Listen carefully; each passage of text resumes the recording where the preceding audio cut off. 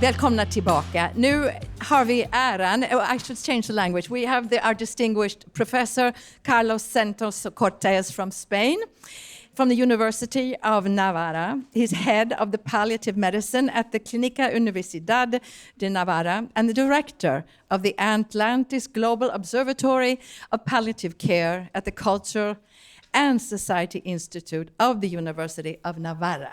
You are very, very welcome. Thank you. Thank you very much. Thank you very much. So I was listening the talks of the two fellows that my colleagues that talked before. And I feel well now because the most important things today has already told. So I am totally in the same line. So if you don't understand me, don't be worried, because the most important things are already told today. And I have to talk today about difficult situations in palliative care. My topic is to explain something about patient that has a wish to die. So a very difficult situation. Just to go in deep in that situation and to have some understanding of the situation, we will talk about patient first. Marta is not the name, but Marta was one of my patients last summer. Marta has young age, 55 years old, more or less, and was a single, and has hematological disease. Do you prefer that I use that? Okay, then I put out this. Okay. Don't worry, don't worry. All is under control. So, this happens when you are live. So I was talking about Marta, 56-year-old, single, from a city that was not the city of my hospital, from far away. Has one hematological disease, because the disease had progression. She experienced the paralysis of the legs. Was a terrible moment for her. At that moment, she received some radiotherapy and other treatments, but the pain was there and the suffering was there. And then the palliative care team was called, and I visited the patient. Initially, we were focused in the pain with painkillers, some extra doses of medication and adjuvants. We controlled the pain in a few days. But the relation became more close, and the patient started to talk more in depth about different issues. And one day that I heard it was, I want to die. I wish to die. I say, tell me more about that. So she told me, I'm thinking in the new euthanasia law that we have in Spain. I'm thinking to go at home to receive euthanasia. Okay, I say, let's talk about that later, because now we have other things to do. But I am open to talk about that in any moment. So the question was not raised again, and we follow working with her. The hematologist offered a new treatment, experimental one. Myeloma has new experimental drugs in that case. He used this treatment. She was discharged at home. Every week she was visited from the other city by ambulance. She was visited our hospital to receive treatments. The pain was in very good control, and all the symptoms was in control. And one day in the palliative care team, in the meeting, the people say, why we have to visit every week to this lady, because this lady is in good control. So I say, you know, the topic that's raised months ago, it was strong. I feel better if we visit her every week. Then a young doctor that was in training, a young doctor say, I can be in charge of that. I can visit the patient every week when the patient came to the day hospital to receive treatments. Okay, yes, tell me if you need something else, but no, I will visit the patient.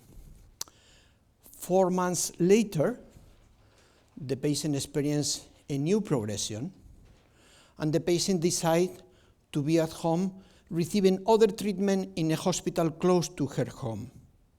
But then she wrote one email to this young doctor.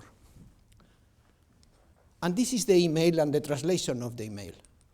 The email said something, is giving thank you to the team with beautiful words.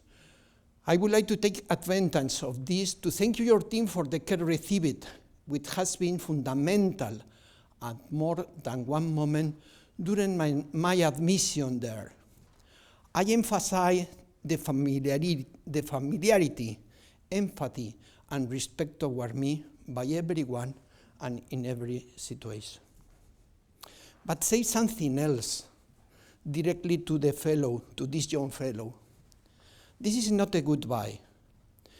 I want to give you a big huge to all, but especially to you, for your patience, for your listening skills, and for your tenderness. Thank you, truly. I know that words like that invite to us for a reflection. Can we reflect a little bit for a moment with our neighbor? Can we talk about what lesson we learned from Marta in that case? For a while. We can speak between us. Okay. Right now. What we learned from Marta? What are the lessons of this vignetta?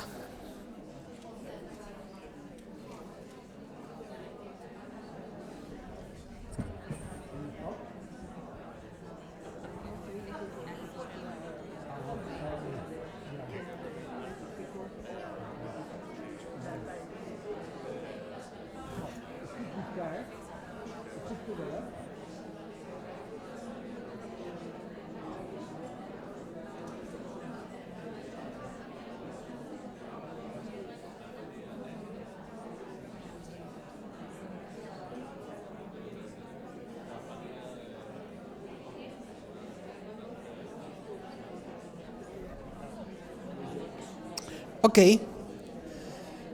Okay.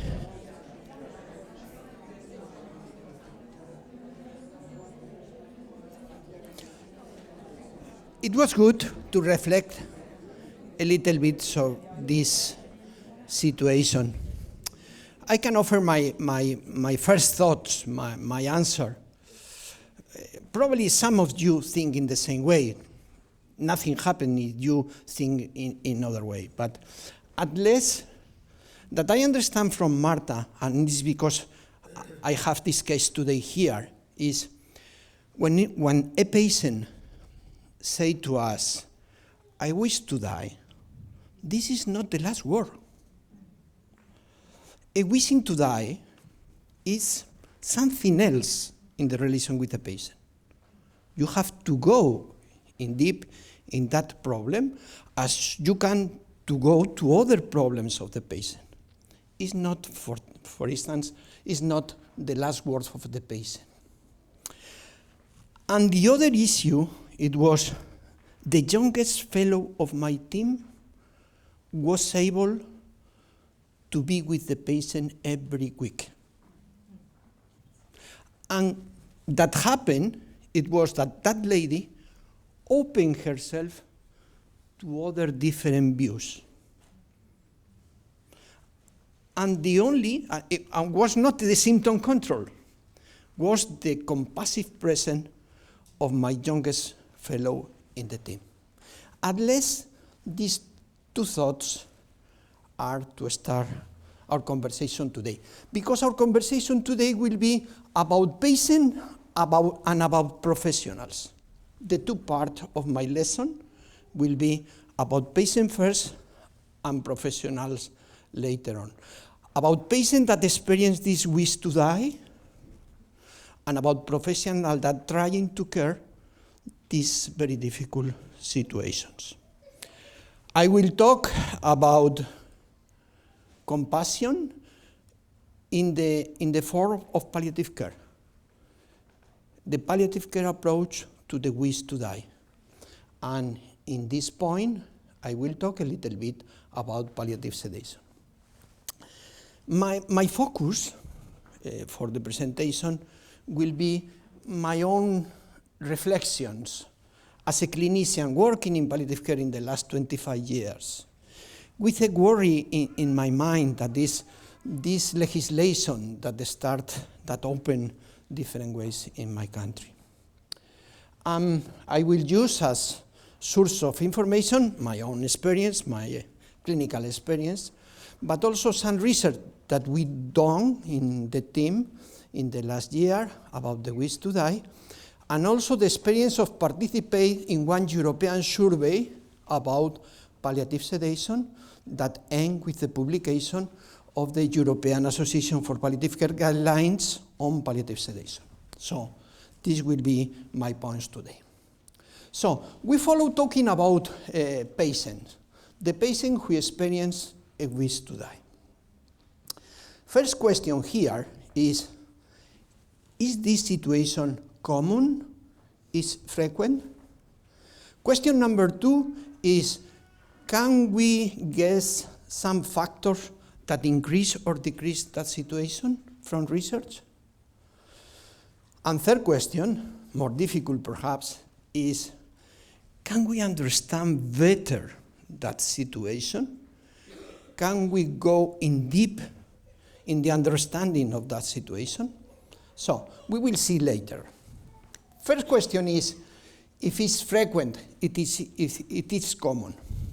And we did a study in Spain, so it's not Sweden, it's Spain. So in that study, we addressed 200 patients. Our researcher asked those patients about the wish to die in very systematic way, using a validated semi-structural interview. We asked the patient if they experience this phenomenon of wish to die. And as the title is telling us, that we find it was one phenomenon, but different experience. Because in the wish to die are different experiences. We will see what are these different experiences. At least 3. Some patients, this is the 200 patients that we address, patient that was in the palliative care units of Pamplona, in different settings, in 2 different hospitals, 200 patients in total. It's frequent, at least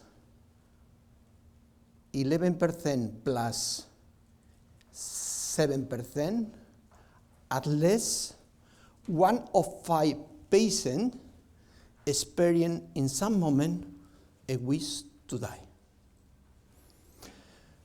But I told you that was different phenomena with the same experience, because we can distinguish very well that some patients experience with less frequency this wish to die.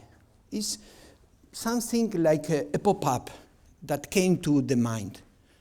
One day they wish to die, another day don't. Or wish to die when the things are worse and don't want to die other days. So this is experience, is the most common experience in the patient. Other times the situation is not so light. Other times the patient, we call that desire to die. That means that has the thought of the feeling every day or every single day in front of them, thinking all time in the desire of that. It's something more rational. It's something more rooted in the experience of life of this patient. So, to us, we call wish to die, to this pop-up experience, and the most persistent experience we call desire to die. How many patients in our sample experience desire to die? 70%. 7, sorry. Thank you. From America, okay. 7%. So, 7%. But what surprised to us very much, it was that when we asked about this experience, the hasten death ideation was something different. Something that is inside the experience, but only sometimes, independently. Not all the patients that desire to die has this hasten death ideation. Only 4% of the patient has hypothetical ideation or real ideation, because most of the patient has an hypothesis of hasten death. Only 3 of 200 experience the desire to hasten death. Do you understand me well? Okay? So, there are the figures of our research. If you have any question, I can explain better. Any question about these numbers? No questions? Okay. Question number 2, it was, how can guess some factors with research about what increase and what decrease the experience of wish to die or hasten death? Yes, we did a special analysis that we call factor analysis, and we find several factors. But are factors that we find in our sample. That means that in different samples, or with bigger numbers, we can find another ones. So, but what we find in our sample, in summary, is here. It's not very clear, but this is a balance, you know. This is a balance. It's not very clear because the lights. But when we address the issue of wish to die, factors that increase, that put the balance down, that increase the wish to die in the patient, we see that the proximity to the death do more frequent this desire. It's very logical. But the knowledge of the prognostic increase also this possibility in the patient. Okay, that's logical in some way. But what other associated factors are here? Other interesting associated factor was when the patient has a lack of meaning or a lack of sense of life that we address with the moralization scale of Kizan, the patient has 60% more possibilities to experience a wish to die. So, demoralized patient, 60% more possibilities to have wish to die. And what about the symptom burden, the pain and other symptoms? Surprisingly, only 5% more possibilities to have wish to die. It's a factor, but not very heavy. And what about ideation? Here we don't find many factors, perhaps because the numbers are very, very low. But one factor, measuring with the moralization scale of Kizan, it was when the patient has emotional distress and lack of coping abilities, the patient has most possibilities, almost 50% more possibilities to have hasten death ideation. So, the answer from research is emotional factors are working very strong role in the wish to die experience.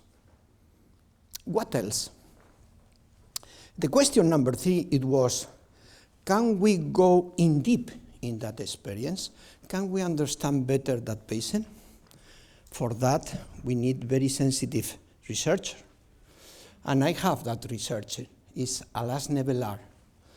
That person that is a nurse, this did a beautiful phenomenological study, a beautiful phenomenological. And I am offering you today the draft that is ready for to be sent to publication. In this phenomenological study, this person, this researcher, sit down with the patient and ask a deep conversation, a semi-structured interview about the experience of wish to die. And she did that with 14 patients. In qualitative research, numbers are not important. That is important are the contents, the result. If you find new results, you have to follow asking the patient. And phenomenological means that we are trying to find in the analysis the essence of the situation, what is behind, what is the why of the situation, that means. And what we find in this study, that we find is in the title. We find that the patient experienced a state of transient. What's that? That was our understanding of the situation. But what is this state of transience? Understanding the state. So I can say that it's a new situation in which what is typically considered as permanent undergoes a change and becomes ephemeral and ethereal, giving the impression to the patient that all is on risk on disappear. This is the transient situation. What did the patient experience? Patient reevaluate their existence. Patient in that status confront life with the ephemeral nature of the life. And patient experience existential isolation. Carl Johan talked about existential distress. My other colleague talked a little bit also about existential distress. Not always, but most of the time, these situations are with existential distress. We can hear, and this is quotation from the survey, we can hear words like that. I have lost all that I had suddenly. I do not do anything here. There is no hope for anything. What I have is this, to be bedridden, and that is a state of transient. In that situation of transience, the patient attempts to reconnect with himself because he or she cannot recognize himself. All change. I change. What is happening here? And seeks meaning or significance in what is happening here. And the patient uses his personal belief, his personal values to try to reconnect, as resource to reconnect with himself, with herself. The patient that talk about that experience can say that some related, disease-related factors are influenced to that situation. One factor is the sensation, the feeling of the global deterioration. I am almost to disappear. I am totally deteriorated. Another time is the feeling of tiredness, of to be exhausted, of cannot do nothing else anymore. So this exhausted factor and this global deterioration are many times there. What is the evolution of this state of transit? As we told in the first study that we present, this can lead to a irreversible wish to die. The pop-up sometimes came to the mind, and other times go for a persistent desire to die. And sometimes the patient may seek an end of the suffering. That is the hasten death ideation. Sometimes through natural disease progression. So not always is thinking into hasten death. Sometimes the patient is thinking in to wait the natural end of the situation. Other times they are considering hasten death. So, I'm seeing in your face that we are going deep in the reality of this patient. And I'm seeing in your face that you experience what difficult is this situation. In this study, this researcher asked to the patient what they expect from the professionals. How we can manage that situation to help you. And what the patient answered, beautiful things. The first answer of the patient is, talk with me about that. Give me a safe space to talk about the wish to die. So we have to train the professionals for that. 5 minutes. The most interesting is coming. Okay, I will be in time. And other times the patient is asking something else. To be listened, but not to be questioned. To be listened and not to be confronted. And other times the patient is telling us in this evaluation, please don't prolong my life. Relieve me. And in a special situation, the patient asks about activate the procedures to end that situation. Sometimes that happens. So, few words about professionals. Don't be worried because the most important was told. So from palliative care, compassion from palliative care. This is that a professional can do with this patient. And in which way the compassion can be given to that patient? First, the presence. First is to be there. Don't escape to that situation. No matter your opinion about legislation, as professional, you have to be there. One day, a doctor from other unit called me, Carlos, I have a patient that is requesting euthanasia. What can I do? I say, do that you know that you can do. Do that you do always. Do palliative care. Months later, they call me again, Carlos, the situation disappeared. Alone, without to do nothing than palliative care. So the most important message is to be there, to go in a deep understanding of the patient experience with active listening. And if the patient wants to talk about existential or spiritual distress, you have to talk about that using the resources that are available. And if you are not able, you have consultant to talk about that. But it's not only the compassionate presence. We, in palliative care, has also intervention, compassionate actions. All that I say, it was compassionate action, because the first intervention is to be there and to understand indeed the situation. Very compassive is to have expert symptom control from a palliative care team through consultation with that. But also we can talk about palliative care sedation, about palliative sedation for many patients to understand that the end will be not in suffering is enough to calm them. So only to talk about palliative sedation is therapeutical for many patients. As Carl Johan said, advanced care planning could be an option here to relieve the patient. But we can talk later about dignity therapy intervention. There are long intervention at dignity therapy and short intervention at the patient dignity questions. But also palliative sedation is an option here. And we will talk about palliative sedation for 1 minute later.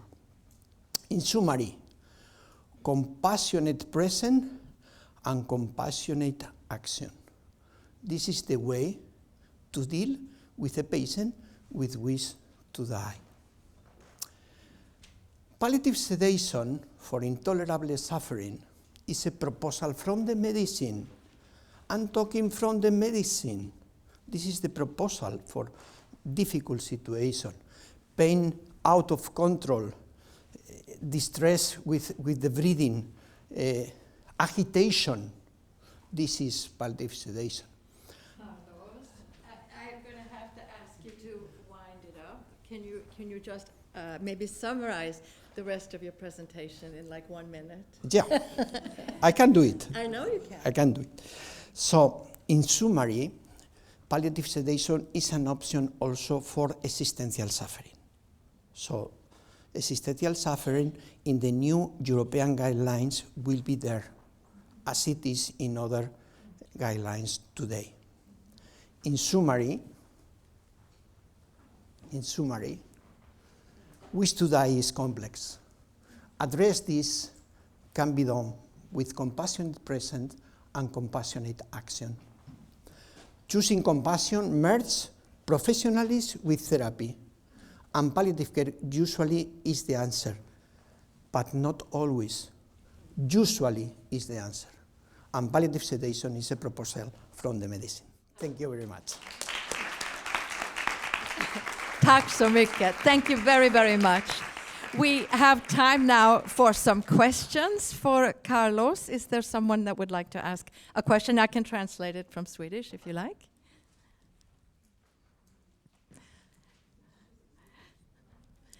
I noticed that all of the presentations today have been focused on communication and meaning, and the experience of meaning. And I was so impressed by your study with this idea of the transience. And it reminds me also of my own field in psychosomatics, where the breakdown of meaning constitution is often something that begins a psychosomatic process. So my question, I guess, is if we really take this experience of the meaninglessness of transience, if we say so, does this have any clinical implications in how to work with our patients if we really keep this in mind, that there is a meaning deficit here?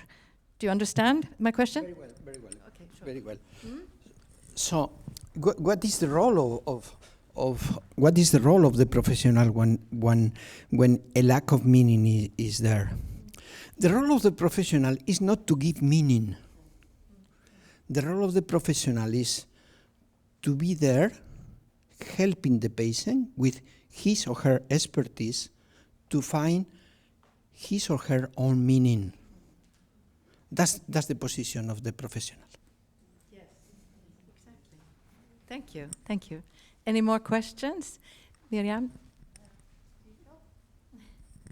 Thank you very much for your talk. I'm wondering, sometimes some patients they don't have the wish to die, and they don't even realize they're dying. And when they get to that point that they actually accept it and wish to die in a good way, I mean, that death is maybe not seen just like something really horrible. It's, from my experience as a doctor, so something that I almost hope for them to get to. Have you addressed that questions in this study on? I'm seeing the same that you are seeing. So, for me as for you, it's a big honor to see a patient that cope with the end, looking at the face of the end in a natural way. So that's true. This is happening. In this study, we didn't address this point because how we recruit the patient.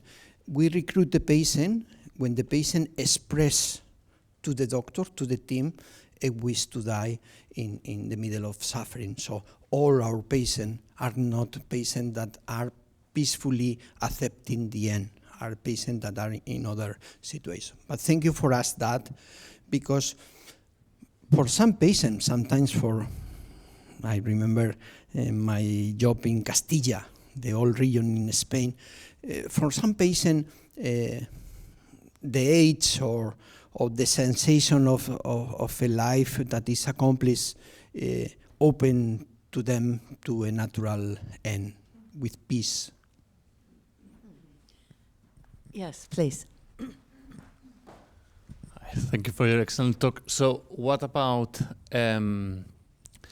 relatives or wish to die of their loved one? I mean, I find that also as a professional and also as a person that I've had that in the past. So because obviously you see that person suffering and all that, and perhaps you want to not hasten, but you have that feeling, and certainly patients, families have that. So how do you address that, basically? Thank you for this difficult question. It's a challenge for the family. It's a challenge when the patient shares with the family this experience, but that's not happen always. So many times this happens in private conversation with the professionals, not always the doctor, with the professionals. Sometimes the patient try to avoid the suffering of that situation that they are experiencing to his relatives, to her family, to so on. But in my experience, I have in my face now a patient that talk openly about this desire with his wife. And the situation was respect to the patient, but extreme suffering in the wife. So as palliative care doctors, it's secondary aim to attend the family, but many important also to attend the family and to talk with them and to explain and to have the same compassion with the family that with the patient. Here we go. A few more. We have 1, 2.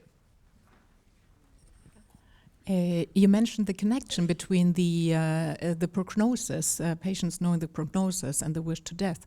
Do you want to give us a message about how to talk about prognosis, or do you? Because it's a bit uncomfortable for me. So, first of all, I cannot sell honey to the honey man. So, and this is my feeling. So you know more about that for sure.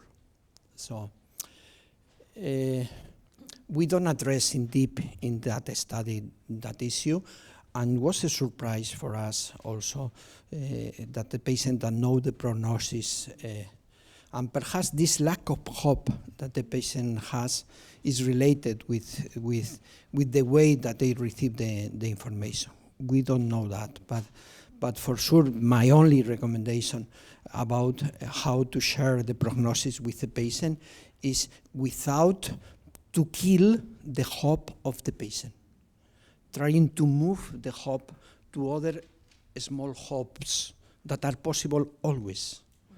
The hope to have your loved ones there, the hope of to sleep well one night, the hope to be pain-free, other hopes are possible. I think we can end on hope. That was very nice. We have to keep the time. Sorry. Oh, help. So we have, well, do you have a short, you get the last one. You get a short question again. My question will be short, the answer perhaps longer. Based on your vast experience, what is the most difficult situations you meet in today's palliative care?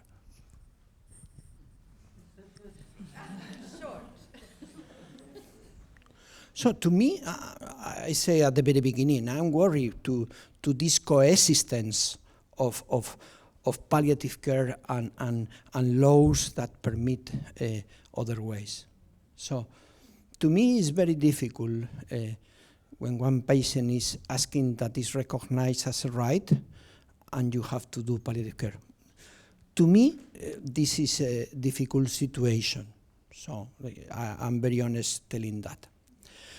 But in despite of that, I experienced many other difficult situations, and I can identify, as my colleagues can identify, very difficult patients. Sometimes it was because difficult pain.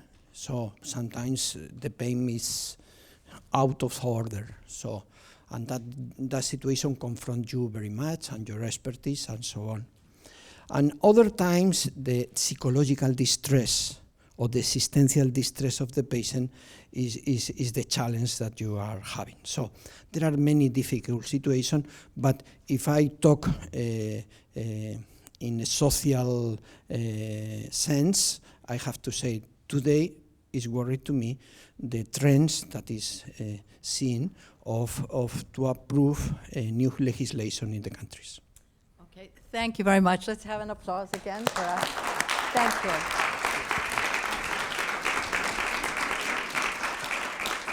And before the lunch break, I've promised to give Petra 5 minutes. She would like to talk about an education that... Are you going to speak in Swedish or English? It doesn't matter. Svenska tror jag, om det inte finns önskemål på annat. För utbildningen är på svenska. Tack snälla för att jag bara får sno 5 minuter här innan lunchen. Petra Tegman heter jag. Jag kommer från Betania-stiftelsen. Betania-stiftelsen är ju en stiftelse som har funnits sedan 1900. Och i början utbildade vi sjuksköterskor. Så att det kanske är några av er som känner till Betania-systrar till exempel. Men vi jobbar idag med att utbilda personer som arbetar inom människovårdande yrken. Så vi vänder oss både till vårdsammanhang, vårdpersonal och inom kyrkan till exempel. Eller andra människor som möter personer i utsatta livssituationer. Och en sak vi identifierade har vi redan pratat om tidigare. Jag tänker nästan koppla till din fråga där. Vad är det svåraste inom palliativ vård? Den största utmaningen? Och jag upplever själv att det är att få folk att förstå vad vi faktiskt pratar om. Precis som Karl-Johan var inne lite på i början här. Vad är palliativ vård? Eller palliativ vård som vi hör väldigt ofta. Både bland kollegor och bland medmänniskor är det väldigt svårt. Så vi skapade en utbildning som finns helt gratis på nätet som heter Lindring bortom boten. Det är över 15 000 personer som redan har gjort den. Och den görs främst av vårdpersonal men också av väldigt många anhöriga och en hel del patienter själva. Så gå gärna in och kika på den. Vi har också, eftersom det finns några läkare i salen, släppt en helt ny läkarmodul som är en utbildning för läkare oavsett vilken typ av specialistutbildning man har idag som handlar om den palliativa vården. Vad behöver jag som läkare veta när jag möter patienter och närstående? Vi har också, som vi har varit lite inne på, vill jag bara sist nämna, en helt ny utbildning som handlar om döendet och döden. För det har visat sig att, som jag också var inne på här, när man är ung, nyutbildad, oavsett om man är undersköterska, sjuksköterska eller läkarstuderande kanske, aldrig har sett en döende person eller träffat på den döda kroppen. Hur känns det? Vi som har arbetat väldigt länge kan ta det för givet att det här var väl inga konstigheter. Men vi har filmat ett par 18-åriga flickor som går sista året på undersköterskeutbildningen. Och deras funderingar inför första mötet med döendet och döden är helt fantastiska. Tillsammans med sjuksköterska, läkare, Lars Björklund känner ni garanterat till, präst, och också begravningsbyrå har vi skapat en utbildning som kommer att lanseras i februari. Så gå gärna in på vår hemsida, ni får gärna prenumerera på vårt nyhetsbrev så missar ni ingen information om utbildningarna som kommer. Tusen tack! Tack så mycket. Jag glömde att säga innan vi bryter här. Vi alla ska vara tillbaka här 13:30 för Florence, our speaker. We will be here at 1:30 and prick, you know, in your seats, 1:30. and the ones who are going to have this lunch that is already provided, she's going to tell you about it. Ja, och nu är det bra att äta lunch här mitt emot på Ersta terrass. Som berättat tidigare så blir det extra pris åt oss idag. Och de som ska få konferenslunch, de går också mitt emot men sen vika av direkt till höger. Vi ska visa alla. We will show you who don't understand me. Okej, välkommen tillbaka 13:30 och bon appetit.